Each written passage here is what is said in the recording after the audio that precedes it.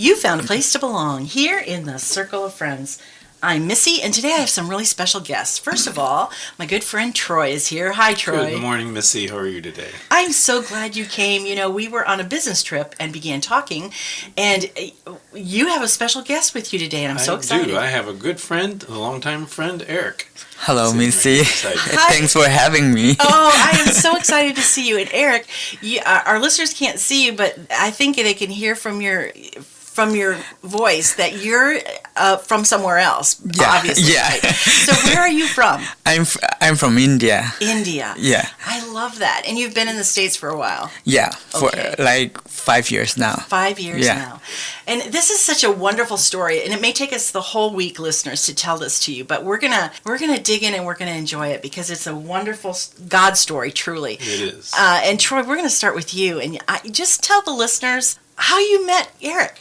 Well, for me, this part of the story actually started all the way back in 1999. Eric was part of a traveling children's singing group that went to various churches, and they came to our church. And Here in Holmes County. actually, this church was in Stark County, Oh, but in we Stark did County, end okay. up down in Holmes County. We spent a good week down there in Holmes County coming to Awesome. various churches. Were you traveling with the choir? Not yet. Okay. That comes, but they were at a church, and I was just moved. The purpose of the performance by the children was to be able to send Bibles out to the world, to different places. That was kind of the concept. They would sing, and the idea was for people then to take Bibles afterwards and send them someplace. Gotcha. And I was just moved, and so I went up to them afterwards and asked if they needed any help.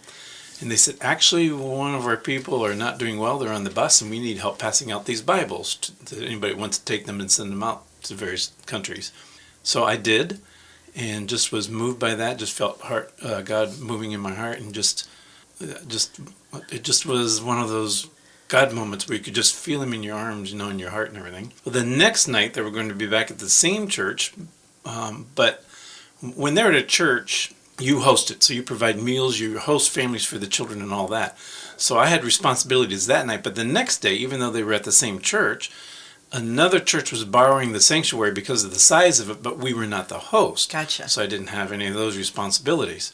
So I got to even partake even more of the feeling. And again, I helped pass out the scripture, the Bibles to people. And I said, if you guys ever need help, just let me know. I just feel this ministry. And they said, well, actually, we need somebody for 2 weeks. Would you like to go on the road for 2 weeks? And that started the whole thing. Eric was in that group. So initially, I was there 2 weeks, and that kind of started the ball rolling. And that's how I met him, and that's where the whole passion started from. Wow, that is incredible. Now, Eric, since you're here, I'm going to ask you. Yeah. Do you remember when you first met Troy? And how old were you when you were in the choir? I think I would be around 8. I was 9, but that's 9. close enough, Eric. 8 or 9? Yeah. And how did you get into the children's choir? I was a refugee. I just came out of war. We just came out of war. There was a huge civil war, and there were, and before that, we've been running and being chased, and our house get burned, and we see people we know get killed, and our neighbor get burned alive. Oh my. And I've been chased, and we've been hiding, and we've been hunted down for quite a while, and everything we know get destroyed, and we become refugees without a home. And Were you this was in India. Now, were you Yeah. still in India on the run, or like in another area of India, or did you actually leave India when you were as no, a I was refugee? still in India. You were still in India. In fact, that's one of the reasons why I auditioned. There was an audition, Oh my. Okay. and I thought, like, okay, this is my chance to get out of here. Yes. And so I was running away from the destruction and my past and Now, Eric, were you all alone? I know your family, with the devastation. Was there any of your family left, or were you sort of on your own trying to make it in the world? no, my family are still pretty much here. Okay. Thankfully, Yes. not all of my friends could say that, Right. but we've been very lucky and been very blessed that way. So did you need like your parents' approval to audition, or was that just something that you do not understand? Yeah, What I'm saying? You were the 9 th- years old. I'm trying to imagine you. the thing is, when Civil War, something like that happened, the first thing you begin to realize is when you grow up. Before that, I have never know about war. I was very isolated. I was in a village, very, very small village, and very, very secluded. We hunt mushroom, we bee hunt, and we went to the jungle and fish, and that's the life I know. Yeah. And during dry season, we would dig a hole in the river because the river bed is dry, and carry water and play in the moonlight, hunting like insect and stuff. And that's the life I know. And suddenly there was persecution, and all my life I thought my parents could do everything for me. There, if you get hurt, you go to your parents. If you fight with your friends, you would say, I would tell you to my dad. Yes. Your mom and dad were a hero to you. But that war made me realize that they're as broken and weak. They're just a human being, and there's nothing they could do. That because my mom and my dad, all of us were being chased, and even in that moment, there's nothing they could do. Because they themselves are broken. They are dealing with the brokenness and the ashes and The devastation of war and all of that. Yes. yeah. Yes. And they could barely go on. Like they have their own demon to fight, and I have my demon to fight. And it's not lack of love, but it's just too much Right. for each Right. individual. It was So out of their control. yeah, They couldn't I do anything. have them. They were there to protect it, but you never feel safe. You know you're not safe. Well, being on the run, right? Yeah. Right. Okay, so let's pick it up. You went to the audition. You saw Yeah. this audition for this children's choir, basically, right? Yeah. Did you understand what they were going to do, or was it just the idea of this may be my way out? I understand a little bit of the concept because there were people before me, but for me though it was a way off. I was basically trying to run away. Sure. You were surviving. Yes, yeah. So and then you auditioned and you made the choir. Yeah. I auditioned like 3 times. Wow. And I was so excited about it, and there were, even through that, there were like hurdles and problems that we got to face, and there were sometimes through that audition, when you audition, there's a phase and there's money involved. And I was a refugee, and we didn't have anything, so we need to borrow the money that I needed for to pay that. for the fees and all of those things. Yes, yeah. So I'm just trying to picture this, and it's really beyond my realm of imagination because I know nothing about war either. I mean, I've been isolated all my life, and except for what you would see on TV. We have no idea. We really have no idea. No, we don't. And I'm just thinking how God had His hand on you through all of this, and looking back, is that what you see now, Eric? That God kind of led you through this, and like to the children's choir, so that one day you could meet Troy. So that it's a fascinating tale to me. Because I didn't even know it, but I don't know, for some reason I survived, and He let me survive. And for me personally, what I went through, I don't have the guts nor the strength. If it was me alone, I wouldn't have that. Yeah. That I realized. And I grew up as a Christian. We were headhunters. I came from a long line of headhunter tribe. We were headhunters, and my grandparents and my forefather believed that if I hunt people, then they would be my servant in the next life. Okay. And from the get-go, but our way of life, our tradition, everything revolved around hunting heads and hunting the most dangerous species in the jungle. You need to hunt that to go to heaven. Wow. Yeah, Wow, the most dangerous species in the jungle. Yeah. That's the one you had to hunt. Yeah. And you're speaking of man, really. yeah. Right? Yeah. Your enemies are. Man, tigers, and a snake that has ascended to heaven, Wow. and all okay. those eagle and stuff. We do every species in the jungle that is the hardest to hunt. You need to hunt. So we revolve around that, and from that to become a Christian, and from that Christian being a I don't know. It's way up. It's up and down, and it revolves. But way before I was born, God must have known that Yes. I would need the strength, like I would need the verse, that I would need the knowledge that there was a higher power that control everything. And while I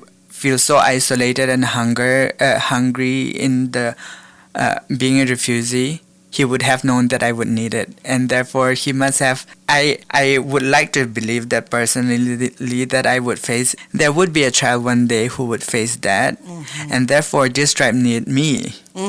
Absolutely. Yeah. yeah. Like It's God. ironic too that it comes from a tribe of headhunters, and then they became the hunted when they were Christians. Yes, Yeah. absolutely. And we're nearing our break, and we're gonna break here in just a moment. And I hate to do it now because we're right in the middle of this powerful, fascinating story. But I do want to talk about how you went from the headhunters to becoming Christian, and we'll do that in just a few minutes when we come back after this break. You found a place to belong here in the Circle of Friends. Grab your car keys and round up your squad. It's the perfect time of year for a one-tank trip.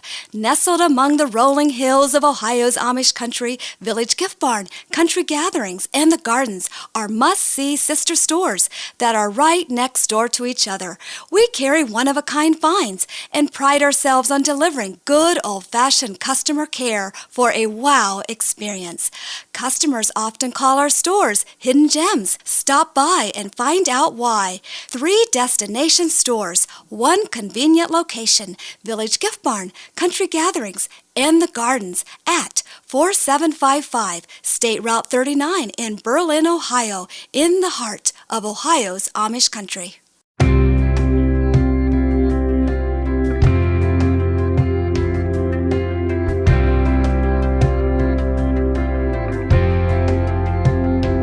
When the sun beats down on the barren ground and turns the soil to stone,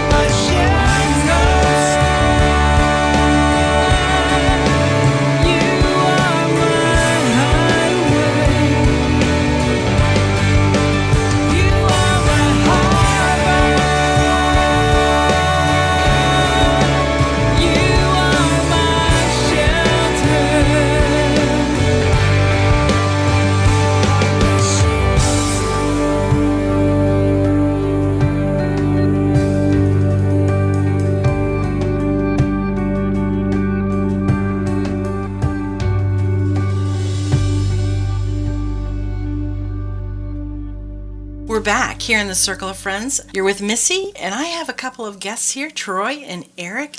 And Eric, this is a fascinating story to me and really far beyond what I can even possibly imagine. But as I sit here looking at your smiling, wonderful face, and Troy, I've heard part of the story from you, so I kind of know how this ends. But you've drawn me into the story of being a young boy Yeah. in a remote village in India from a headhunters tribe. Yeah. And how you hunt the strongest, most dangerous of the species and Yeah. take their heads. That's how you earn favor in the next Yeah. life.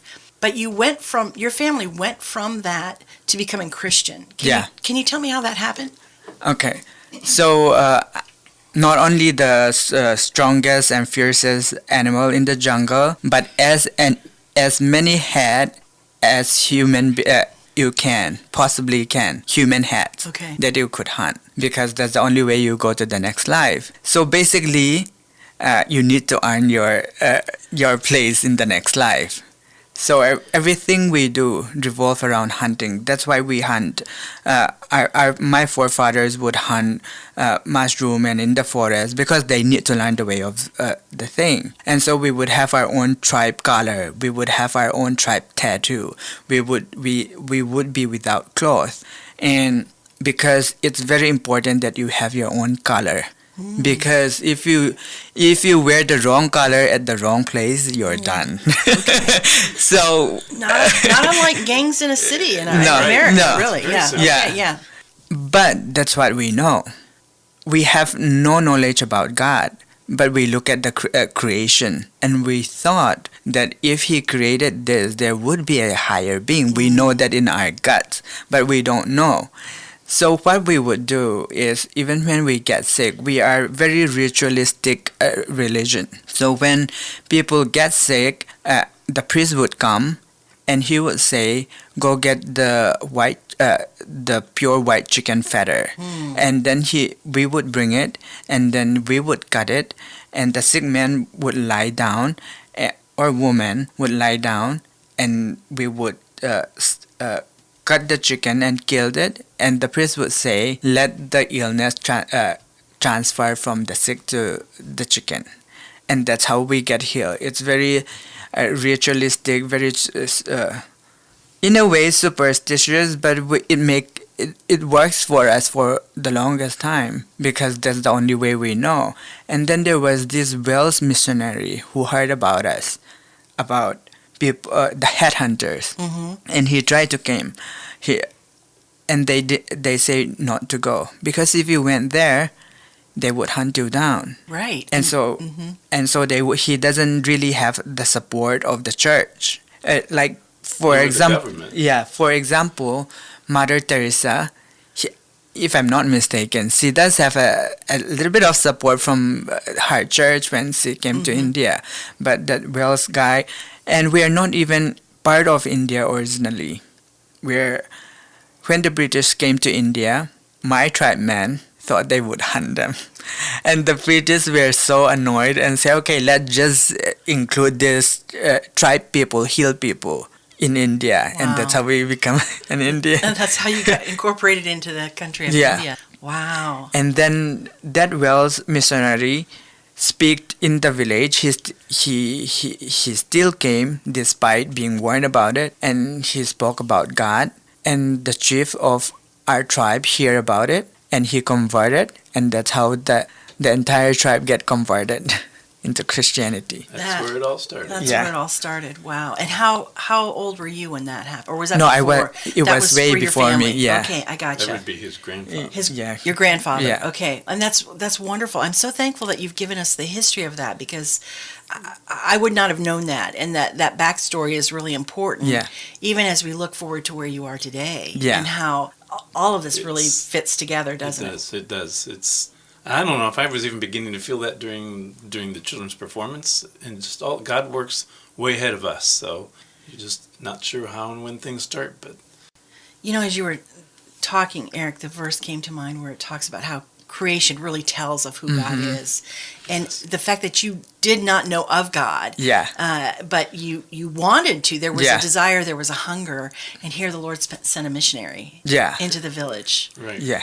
a white missionary into a dark complected village too. I mean, you knew when he was there. Well, yeah, and a headhunting village at that. So, Yeah. so he really risked his own did. life Yeah. to bring the gospel to your village. I think that is Even the government, if I'm not mistaken, didn't he try once before and the government said you can't go there? because of That's that what country? they warn him about. They say if you go there, you're done. And he got expelled, I believe, if I know the story correctly, And- and then had to go back. what was his name again? Watkin Roberts. Walking, it was a tribal name, Walking because he walked, Walking Roberts. Walking Roberts. Yeah, that's how we call it. Isn't that? Do you know what his? Was he an Englishman or was he a? He was an Englishman from Welsh. Wales. Oh, he was a Welsh. He was Welsh. Welsh, correct. So, Walking Roberts. Yeah. Oh my. I just imagine the rejoicing in heaven as he looks and sees what Yeah. the fruit that's been produced because he was obedient in a Yeah. very difficult place. Yes. And if anyone can understand that, Eric, you can understand being obedient when it's difficult because was your tribe after that, were they the persecution, did that start before the war or was it because of the civil war that happened? It's the Civil War, but it's not only my tribe, but the people in Orissa, like it's one of the state in India. We face different challenges in different way, and my experience is not unique. Gotcha. It's I could say there are people I believe who would say they suffer more than me. I'm the lucky one. I would like to think. Because the journey that I've been through, I should not be here, but Yes. I'm here with you. Yes, Yeah. you've more than survived. Yeah. You've thrived. Yeah. And there are many whom you loved who did not survive. Yeah. So I don't want to look at it as persecution, but I want to look at it as God showing me that He is the main thing that we have, being people wanting to hurt us, people trying to capture us. It's nothing compared to what He can do, Wow. and there's nothing there's nothing that would happen to me if He don't allow it. You're gonna make me cry, Eric, because that is a depth of faith that Yeah. I want for myself, and I Yeah. want for all of us here in North America. And I don't know that we can get it without. Yeah, We can't get to that depth. Yeah, but it takes me a word to realize that though. Sure. Well, yes, and you had to go through that, and it was Yeah. a journey of faith for you, I'm sure. Yeah, and I don't realize it for a long time, and I struggle with it. In fact, when I study my college in my bachelor, I let go of Christianity completely because it began to get too much. So I grew up to be a Christian.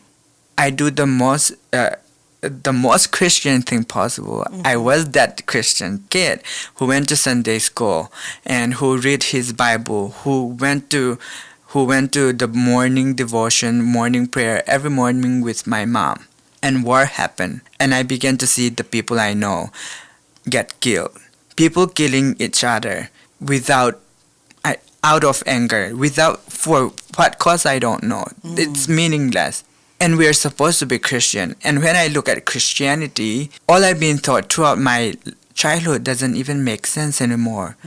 Christianity and God should be about love, and it should be about peace. It should be about in harmony, loving your fellow human being. Just like if a God who came, who loved people so much that He would die for them, and if we say we are His followers, then why are we killing each other? Exactly. And I don't understand. And I thought it was meaningless. And I told my mom, I don't understand this. But we still began to go to church. We still pray. But I began to struggle with it. And deep down, I know that from the Welsh missionary, we became a Christian. I was a Christian because of my dad and generational Christian. And we've been very lucky and all that. But I don't know who this God is personally. It's just like I went to school and I heard I hear about Abraham Lincoln. We study about Abraham Lincoln. Way before I saw a picture of Abraham Lincoln, I learned about him in words. But I could never say that Abraham Lincoln and I know each other personally. Right. Because he didn't say, Eric, nice to meet you, and I didn't say, Abraham Lincoln, nice to meet you. There was no personal connection. Wow. It's just like that with me and God. I hear this God who loved people and saved him and he would protect it, but I never hear from him. I talk to him, I never hear from him. And I say, as with all of this and everything that I know, everything that we've been through, the hunger and the pain and the destruction and people kill each other doesn't make sense. And I was so broken and fearful. And so I thought, if I didn't hear from this God, I'm not going to bother I'm not going to bother claiming myself a Christian. Because I went to college, and there's so many religion in India. It's one of the most religious place. The most number of religion exists in India, and we are all trying. And some of my friends who I love and respected, they would have their religion, I would have my religion, and they would give offering and fast, and I would go to church and give my offering and pray. And we are all basically trying to search for God. And I thought, well, if Christianity is unique and special, and I didn't hear from this God, who am I kidding? Yeah. And so I could lie to everybody in the world, but I could never lie to myself, and I lie in bed. Wow. Eric, you know what? We're really to the end of our day today. This is going to be a tough week on you because we're going to have to break the story when it gets good. But here's what I want to say. And I want to say this to you, and I want to say this to our listeners. You know, as we hear the first part of your story, I'm thinking I can't even begin to relate to what you're saying growing up in what was a headhunting tribe. But now what you're saying about being a Christian, being raised as a Christian, going through the motions, I bet there are a lot of listeners who can connect with what you're saying. And the struggle of, if God is who he says he is, then why does this happen? Or why does that happen? Or why does this happen? I think we've all been there. And I am so excited to have you back tomorrow. And listeners, you're going to have to come back. This is going to be a wonderful, fascinating, and very powerful week. And we're going to have to break for today, but we'll be back tomorrow. Thanks for joining us here in the Circle of Friends. Thanks to generous donations, this program is produced by Circle of Friends Ministries. You can write to us at P.O. Box 345, Berlin, Ohio 44610, or contact us at 330-852-0000. You've found a place to belong.